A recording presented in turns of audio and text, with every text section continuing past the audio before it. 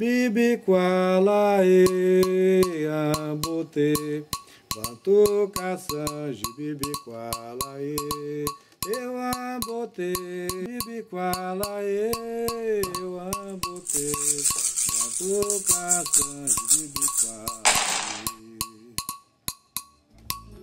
Eu sou Marcos Adelino Ferreira, sou nascido natural de Belo Horizonte, sou conhecido como Tateto Arabomi, que é o nome sagrado que eu recebi na tradição de matriz africana, na religião na qual fui iniciado, na nação Congo-Angola, onde eu me iniciei no ano de 1975. Essa trajetória começou aos meus 7 anos de idade, quando levado por uma vizinha, eu fui conhecer o terreiro de Umbanda, uma vizinha chamada Dona Eva, que era uma enfermeira.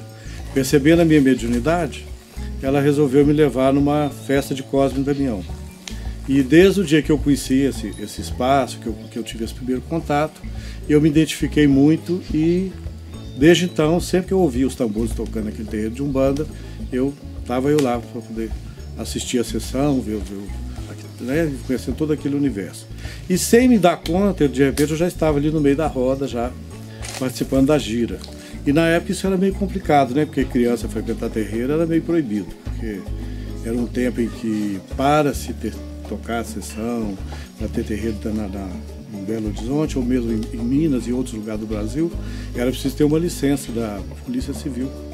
Era a mesma licença que os prostíbulos, que os bares, chamava Casa de Costumes. Então os terreiros também tinham que ter essa mesma licença por exigência da Polícia Civil da época, né? Então o menor frequentar terreiro era muito complicado. E eu dava trabalho um pouco para os terreiros por isso, né? Porque estava aquele menininho lá na assistência acompanhada, de repente o menino estava lá no meio da roda, girando. E também ouvindo o cortejo das congadas, lá no bairro onde eu nasci, no bairro São Geraldo, de longe, quando eu escutava o rufar dos tambores, lá ia eu atrás do cortejo, do congado. E eu lembro que várias vezes na minha infância as pessoas perguntavam assim: ô Marquinho, que meu nome Marcos, eu tratado como Marquinho, né? Marquinho, o que você vai ser quando crescer? Eu falava: eu vou ser rei de Congado. Eu achava a coisa mais linda do mundo era o rei de Congado com aquela coroa, né? E assim eu fui conhecendo esse universo da matriz africana. Até que eu me desenvolvi com 9 anos de idade. Eu já estava dando incorporação. Não que a minha família fosse umbandista ou que a minha família fosse frequentasse o terreiro, mas levado, como eu disse, por essa vizinha, eu descobri esse mundo e assim eu fui. Minha mãe tentou, de alguma forma, impedir, não que ela quisesse mal ou tudo, mas é porque ela não conhecia muito bem e eu, criança, ela achava que aquilo poderia não ser o melhor para mim na época. Mas não teve jeito, por fim ela deixou. Com os 14 anos de idade, eu conheci o primeiro terreiro de Candomblé, era uma nação de Jeje, de uma senhora chamada Coleta de Xangô. Nesse terreiro eu frequentei um tempo, não pude me iniciar também porque eu teria que ter, na época, uma assinatura de qualquer adulto, né, um familiar, pai ou mãe, ou alguém que assinasse por mim para que eu pudesse me iniciar. E isso não foi possível na época. Minha mãe relutou e não aceitou. Passado um tempo, eu fui para o sul de Minas, no sul de Minas, em Itanhandu, perto do meu pai. De lá eu fui para São Paulo. Aos 16 anos, voltando de São Paulo, eu conheci a casa onde eu fui iniciado, a casa de seu Quissimbe, Simãozinho de Oxum. Lá, durante um toque de candomblé, meu Inqui se manifestou, eu bolei no santo. Quando eu despertei, ele me explicou o que havia acontecido, e aí eu passei a frequentar a casa dele, até que eu fui me iniciar. Tive algumas dificuldades também pela idade, né? Eu era muito jovem na época, apoio de família não tive muito também, mas quando a minha mãe viu que era o meu caminho, ela acabou aceitando e até diretamente participando desse processo, porque ela foi na minha saída, foi na primeira saída do meu santo, foi na segunda saída, e assim foi o início da minha trajetória. Eu trabalhei em outros setores, né? Trabalhei em granja com parentes meus, trabalhei em alfaiataria de um tio, trabalhei em salão de beleza como assistente de turista, trabalhei também como enfermeiro, fui primeiro atendente, depois auxiliar de enfermagem, trabalhei pela FEMIG, Fundação Hospitalar de Minas Gerais, né, durante muitos anos, até que eu vim a receber meus direitos do candomblé com 8 anos de iniciado. Eu iniciei em 1975 e em 1983 eu recebi o que chamo de DK, né? O meu DK, que era a minha formatura dentro do candomblé, né? A minha primeira formatura. Isso logo depois que eu me formei, em 84, eu inaugurei o primeiro terreiro, aos 24 anos de idade. Foi quando eu toquei numa casa no bairro Nova Vista, numa casa que não era própria, mas que foi fornecida por um outro pai de santo, que essa casa estava fechada, e ele vendo na época o meu DK, vendo todo o meu caminho dentro do santo, que eu cumpria todas as minhas obrigações, ele me ofereceu a casa. Falou: o Arabomi, eu estou com uma casa fechada, com toda uma estrutura, era uma casa de Omolocô, se você tiver interesse em tocar nessa casa, até você arrumar a sua casa própria, a casa lá está às suas ordens, porque eu não vou tocar, eu não tenho interesse. E assim eu comecei o meu caminho, onde eu fiz a primeira iniciação do pessoal que me acompanhou. O primeiro confirmado naquela casa foi o Antônio Silva, cuja digina é Sileuambi. Ele é filho de Quitembo, ele foi confirmado por seu Quisimbi na época. Como Dandalunda não estava ainda naquela casa, meu assentamento, que meu zelador disse, só liberaria o assentamento de Dandalunda quando eu tivesse minha casa própria. Então eu não pude levar o Ibá de Dandalunda para aquela casa. Levei todos os assentamentos que eu tinha, inclusive do Caboclo, e lá, como teve uma inauguração com a festa do seu Birajara, Sileuambi foi confirmado na época para a festa desse caboclo. Então ele foi confirmado para casa, saindo com o Caboclo Birajara. Então esse foi o primeiro Tata confirmado na casa. Depois nós mudamos para o bairro Santa Cruz. Aí já era uma casa de uma filha de santo que me procurou na época, que já era minha cliente, ela começou a cuidar comigo. Ela foi iniciada numa nação de Queto, estava afastada há muitos anos, foi para os Estados Unidos. Na volta, ela também assistiu meu DK, ficou muito encantada com o Dandalunda e me procurou para uma consulta. Depois dessa consulta, ela perguntou se eu daria prosseguimento às coisas dela, eu disse que sim, mas que a prova que eu teria para poder fazer isso seria a manifestação do próprio inquice dela. Ela era filha de Cavungo, né, na época, o Baluaí no Queto. E assim foi. Depois do ebó que ela tomou, ela incorporou. E ela tinha uma casa própria, ela incorporou e ela me forneceu esta casa onde ela tinha. E lá eu fiz a obrigação dela e toquei por mais um ano. Né, no bairro Santa Cruz, na rua Francisco Nunes. Ali eu toquei durante um ano também, até que nós mudamos para o bairro Betânia, na Vila Cinquentenário, onde foi inaugurada a primeira sede própria do Baquiço Banco Caçante.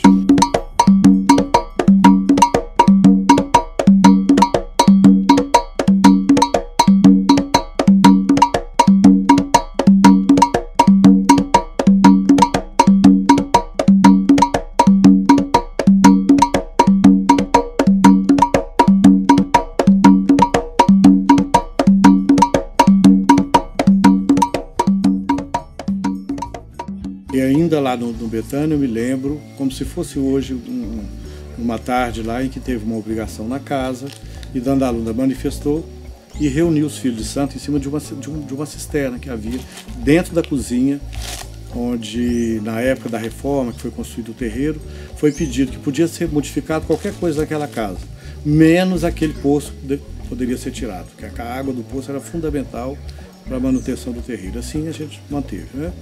Aí um dia, nesse poço, Dandalunda reunida com os filhos, ela disse que ali não era a sede definitiva do Banco Caçante.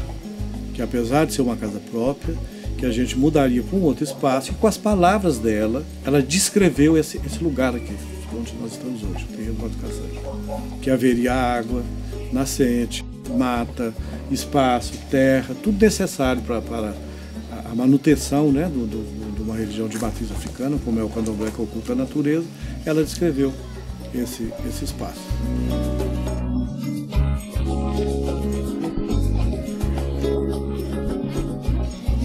Aí, passado um tempo, onde a gente tinha o Banco Caçante de Belo Horizonte, estava havendo muita especulação imobiliária, a casa já não atendia, o espaço já estava pequeno, eu já não tinha onde plantar mais as coisas, não tinha onde buscar ervas, folha para fazer os banhos, as camas de folhas, as obrigações, né, as folhas necessárias, né, para o culto. A água potável também já estava ficando escassa. O rio que passava no fundo se tornou uma avenida, que hoje é a Avenida Teresa Cristina, no fundo era o Rio Arrudas. Na frente tinha uma linha de trem onde foi construída uma muralha, onde futuramente seria uma estação de metrô. Então foi ficando muito difícil, né? Quase que insustentável. E eu estava tentando, com muita dificuldade, adquirir um terreno do lado do Banco Caçange. Uma casa que às vezes era colocada à venda e sempre que era colocada não tinha condições financeiras para adquirir aquele imóvel. No fundo havia uns lotes vagos, onde eu tentava também a aquisição por um uso capião para também ampliação do terreno. Também não foi possível na época.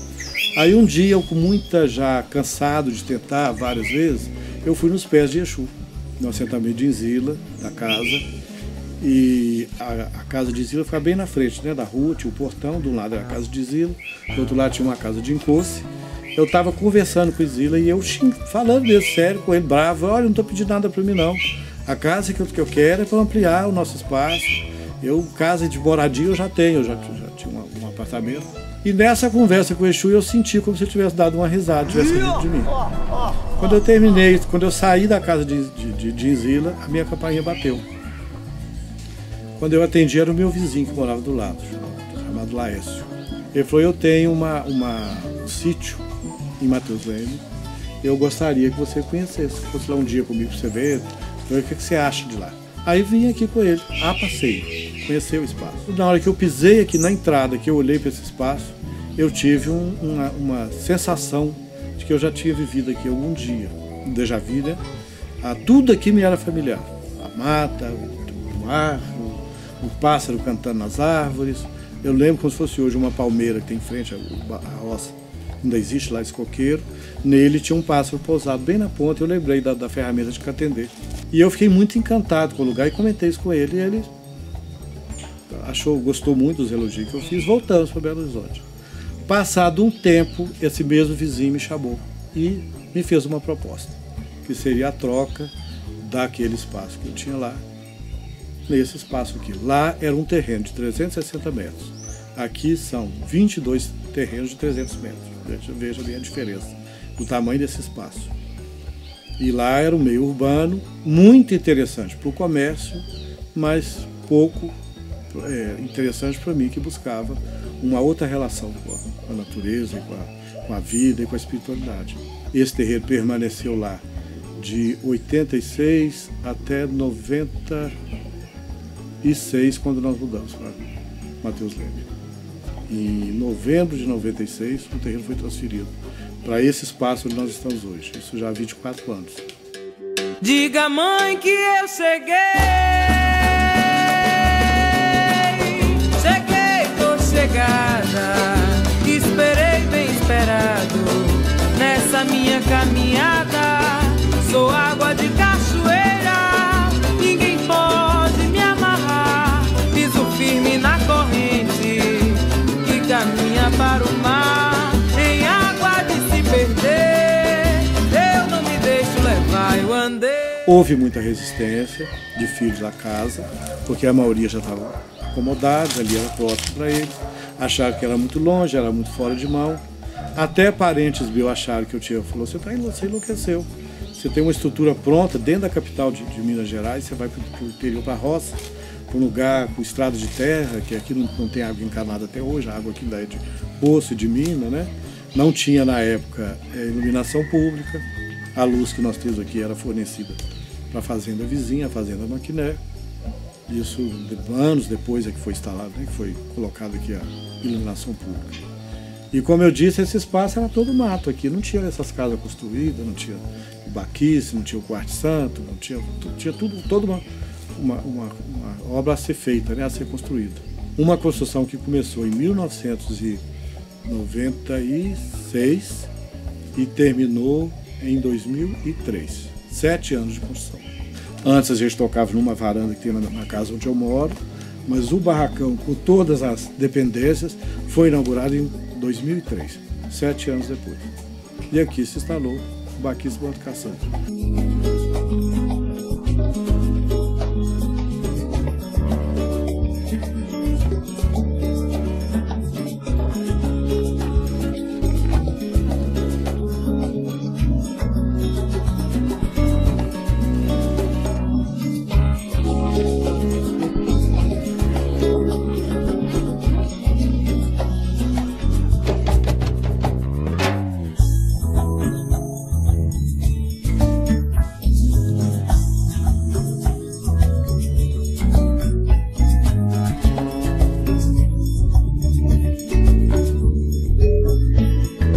E a maioria desses filhos, na época que resistiram, acabaram me acompanhando e aderindo e ficaram até mais frequentes na casa, com mais compromisso na casa.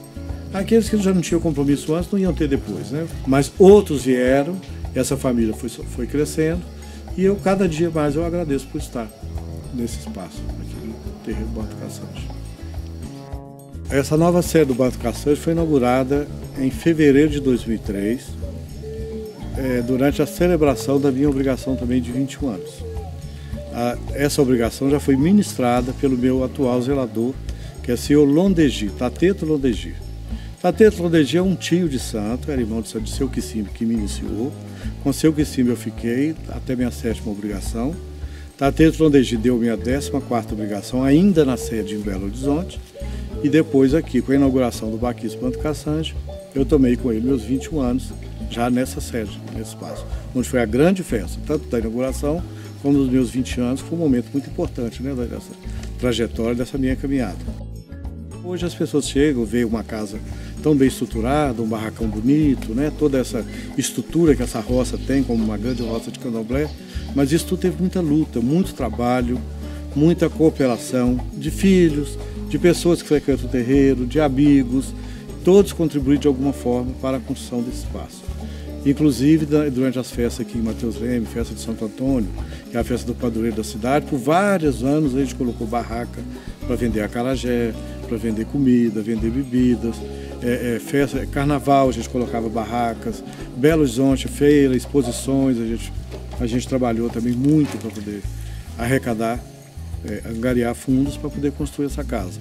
Fora os eventos que a gente fez aqui também, almoços beneficentes, bingos, sorteios, etc. Né? Teve muito trabalho e isso eu devo a muita gente. Quer dizer, não é uma construção individual, ela é uma construção coletiva para um coletivo maior. Como são a maioria dos terreiros, né? Porque é assim que a gente funciona. No momento que não existe um apoio direto institucional, os terreiros funcionam com a manutenção e a construção toda é da própria liderança com os seus afiliados, né, com aqueles que frequentam o terreiro. Então eu quero citar também o seguinte, quando eu falei do seu Londegi, que era um tio mais velho, que deu minha 14ª obrigação, deu minha obrigação de 21 anos, mas eu fui iniciado com seu Quissimbe, ambos eram irmãos, eram filhos de santo de seu Italegi, conhecido como seu Teresino de Montes Claros. Seu Italegi foi iniciado por seu Miguel de Paiva, conhecido como Deu Andar. Seu Deu Andar tinha uma casa no Rio de Janeiro, tinha também o seu primeiro terreiro em Salvador. Ele foi iniciado pela mão do senhor Olegário. Esse Olegário era de Salvador também, e seu Olegário iniciou Deu Andar, seu Miguel, dentro da Gomeia. No primeiro barco de seu Joãozinho da Gomeia, seu Deu Andar saiu também. E era muito comum naquela época, às vezes, no mesmo barco, ter mais de um zelador de santo naquele barco.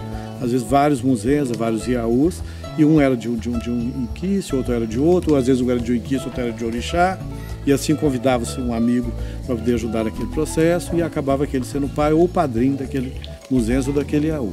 No caso de seu Miguel, o seu Olegário não tinha a casa aberta, foi mais um dos motivos do qual ele utilizou a casa da Gomeia para iniciar seu Deu Andar.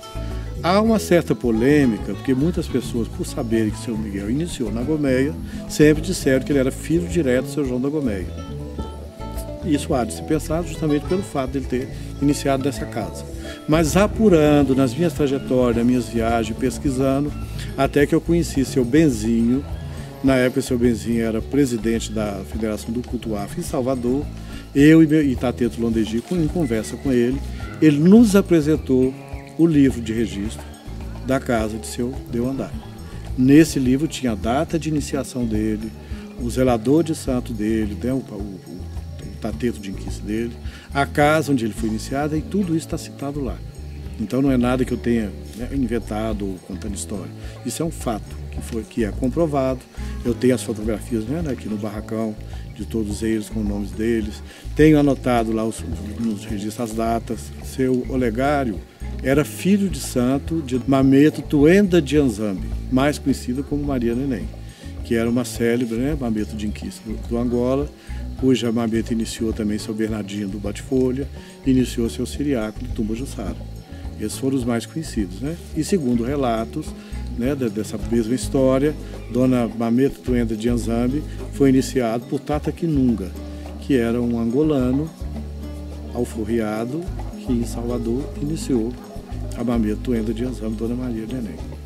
Quando eu falo de Tateto Quissimbe, de Seu Londegi, de Euandaia, etc., toda a minha raiz, e aí vem a pergunta, né, por que esse nome Baquice Banto Caçange? Se Arabomi é da nação Caçange, o Baquice Banto Caçange, ele não é como disse, uma nação que eu tinha vindo da nação Caçange ou inventado uma nação. Ele foi sim, ele hoje é uma raiz, por quê? Ele foi uma semente plantada, é uma semente que cresceu, que floresceu e que deu frutos. Prova disso são as casas hoje que são filiadas ao Baquice Banto Caçange, casas de filhos dessa casa que abriram seus próprios terreiros, a exemplo de Mameto Munhandê, que é o Manzo Gunzo Caiango, né, que hoje é uma casa titulada como Quilombo Urbano, que é conhecido como Quilombo do Manzo. Depois tem a casa de Mameto Omilegi, que é o Baquice Ucamba Meã, casa de Mameto de Dandalunda também. E temos a casa de Tociadê, que é o Umbata Mazicaiaia, que fica em Divinópolis. E a casa da cota Nebanvula, que é o Manzo Gunzo Quilumino, que é a casa da força do raio, né, de Zaze. E temos a casa em Juatuba, de Sérgio de Mutacalambô, cuja digina é Mutombezi, que é Baquice Mona Huacum. Essas são casas todas filiadas ao Banto Caçange. Então o Banto Caçange, como eu disse, se tornou uma raiz, porque hoje nós temos filhos, netos, bisnetos, filhos aqui na cidade de Mateus Leme, de Belo Horizonte, de Minas Gerais, fora de Minas Gerais e outros estados, e também fora do Brasil, nós temos filhos iniciados nesse terreiro. Então se tornou, de fato, uma raiz que hoje é reconhecida, né? O Banto Caçange, não só também pelo trabalho religioso, mas também pelo social, que todo terreiro de candomblé, ele atende, né, a comunidade de alguma forma, é um espaço de acolhimento psicossocial. O Baquice Banto Caçange já teve projetos aprovados, projetos inclusive aprovados pelo governo federal. Em 2014 nós tivemos o primeiro projeto aqui aprovado, que é o Gunzo Quiçaba, que é a força das folhas, né? Gunzo Quiçaba, o poder das folhas, que foi um projeto também voltado para a comunidade, mas também tendo como foco as plantas que curam, as plantas rituais e aromáticas que são cultivadas aqui no Baquice Banto Caçange. Eu fui iniciado numa casa onde se tocava outras ações também, chamado, né, de milonga. O que é milonga? Mistura. Onde surgiu vários, né, terreiros de candomblé do Brasil, vieram dessa milonga. Então a casa que eu fui iniciado não era diferente. Tocava-se Angola, tocava Queto, Ijexá, às vezes alguma coisa de Nagô, alguma coisa de Jeje.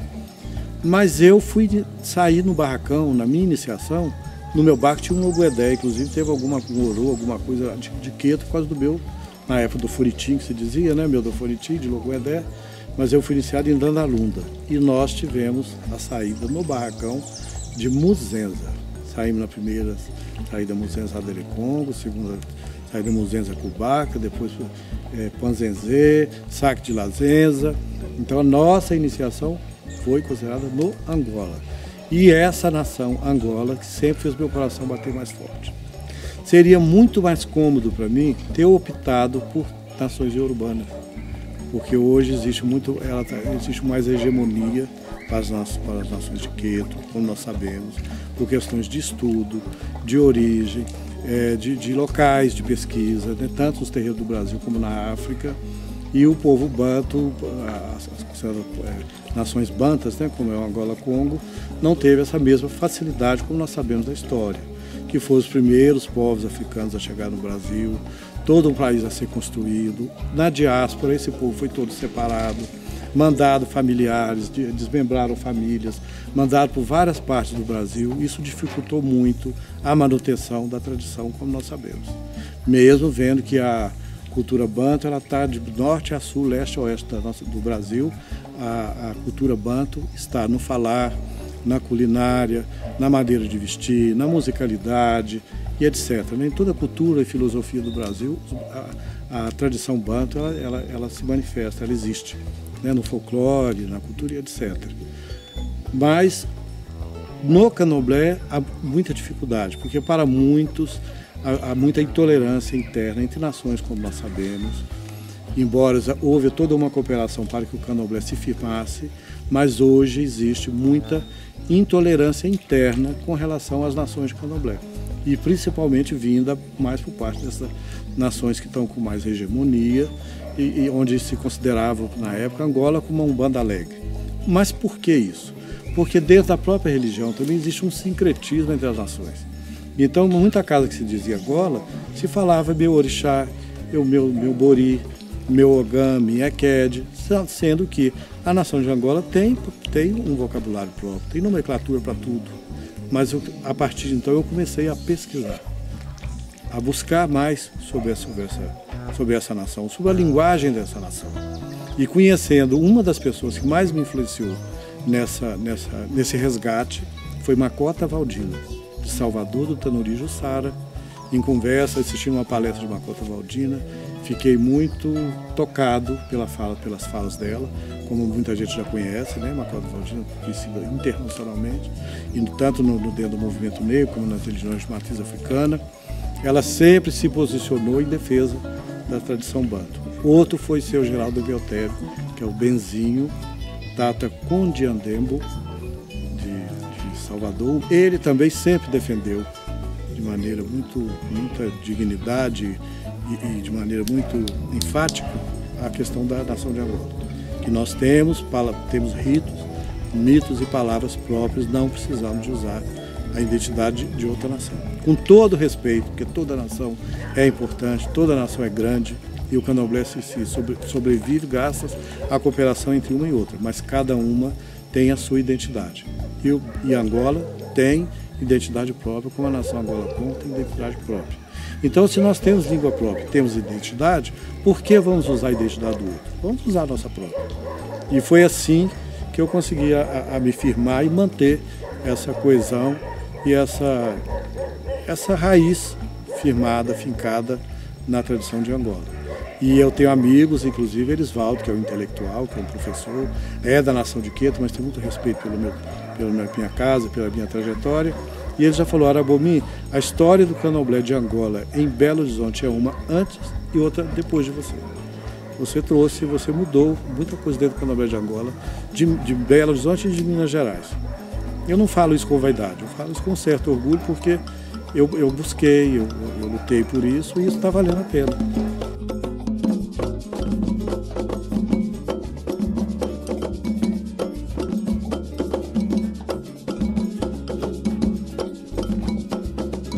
Os inquices, como se sabe, né, são manifestações da natureza, manifestações divinas. Para mim, Deus se manifesta através da natureza e nós chamamos essa manifestação de inquice. Para a compreensão de muitos, inquice são como os orixás para os Yorubá, como os Vodum para os Evefon, com a diferença de que o inquice são manifestações diretas da natureza. Os inquices não são considerados como divindades de ancestrais, não é? de pessoas que já viveram na Terra, mas como seres divinos. Eles vêm através da ancestralidade porque foram passados de geração em geração até chegar até nós.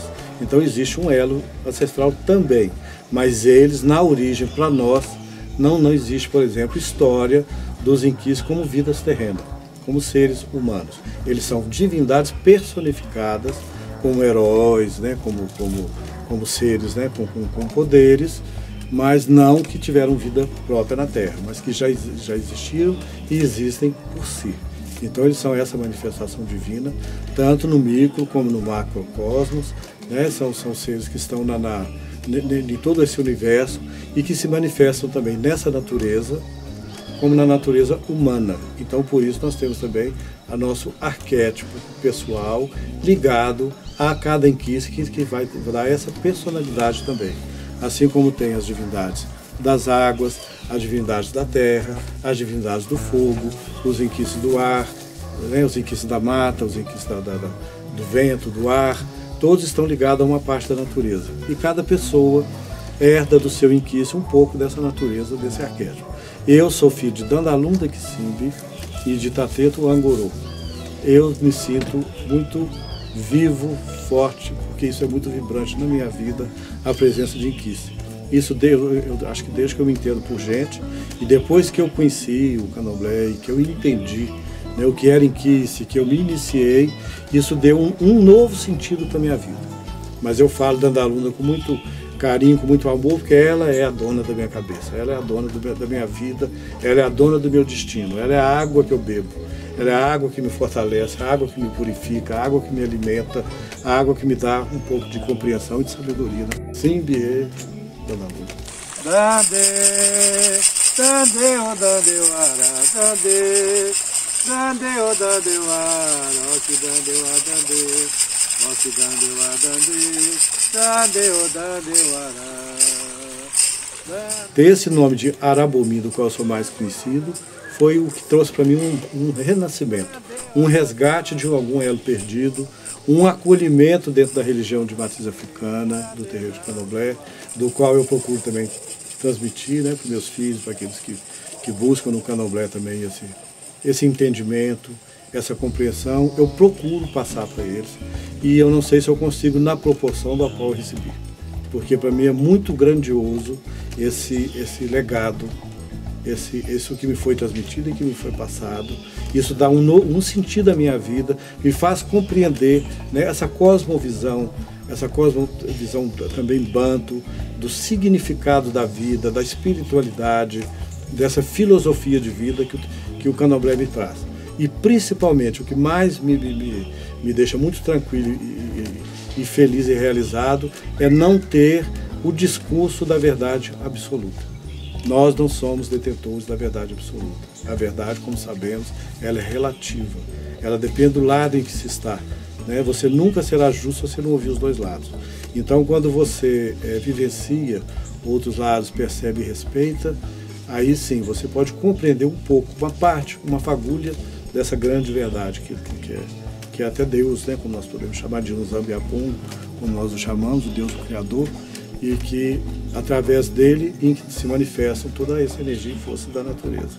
Não temos um livro sagrado escrito, como existe a Bíblia, como existe o Alcorão, como existe o Torá para os judeus, mas o nosso livro, a nossa história, ela é escrita na natureza, ela está escrita na verdade que a própria natureza manifesta, e na força, na resistência dos nossos ancestrais.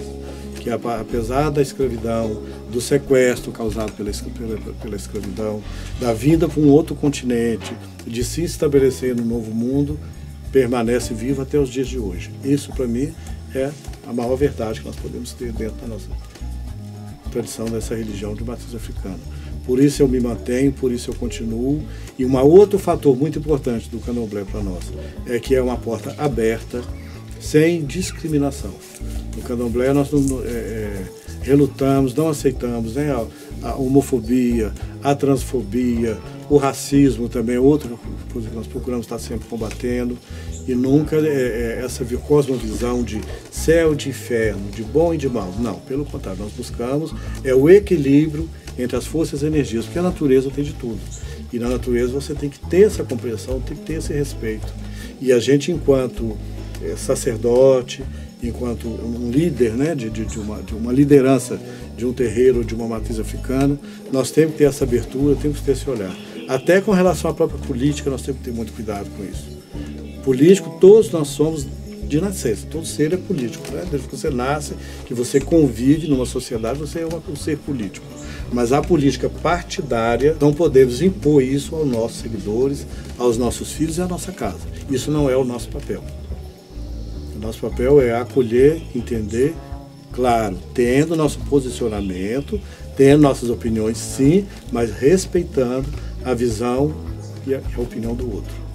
E essa é uma das coisas que me deixa muito confortável dentro da matriz africana. Apesar de toda a intolerância que a gente sofre, de toda a dificuldade, o processo de exclusão que vem desde a escravidão, que nós sabemos, e com os terreiros não são diferentes, com as religiões hoje, né, dominantes, entre aspas, aí na sociedade brasileira, como as neopentecostais, né, que sempre apedrejam, que sempre criam, né, esse combate, né, contra a matriz africana, essa demonização dos inquices, né, das nossas divindades.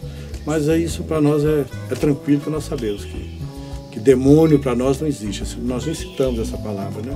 Eu só estou citando porque é comentado aí fora, e isso cria um certo incômodo a muitos, mas isso para nós a gente passa porque Exu, em Zila, nunca foi demônio, é o Senhor dos Caminhos, é o grande comunicador do universo, e ele é tão divino quanto Lemba, quanto Dandalunda e todos os demais inquices, né? E o Banto Caçanja hoje tem também uma cantiga própria, que essa cantiga, além do nome que Dandalunda trouxe, quando essa casa foi inaugurada lá em Belo Horizonte, né, em 1984, quando a casa foi inaugurada, passado um tempo, nos meus 21 anos, da mudança para cá, na obrigação de 21, Dandalunda trouxe uma cantiga para essa casa, que é a cantiga que fala do nome, né, do Barquista Banto Caçanja, que é o seguinte, ela é no ritmo de Congo, que diz o seguinte: Bibi Kualae Ambote Banto Caçanja, Bibi Kualae eu Ambote Bibi Kualae Ambote Banto Caçanja, Bibi Kualae eu Ambote Bibi Kualae eu Ambote Banto Caçanja, Bibi Kualae.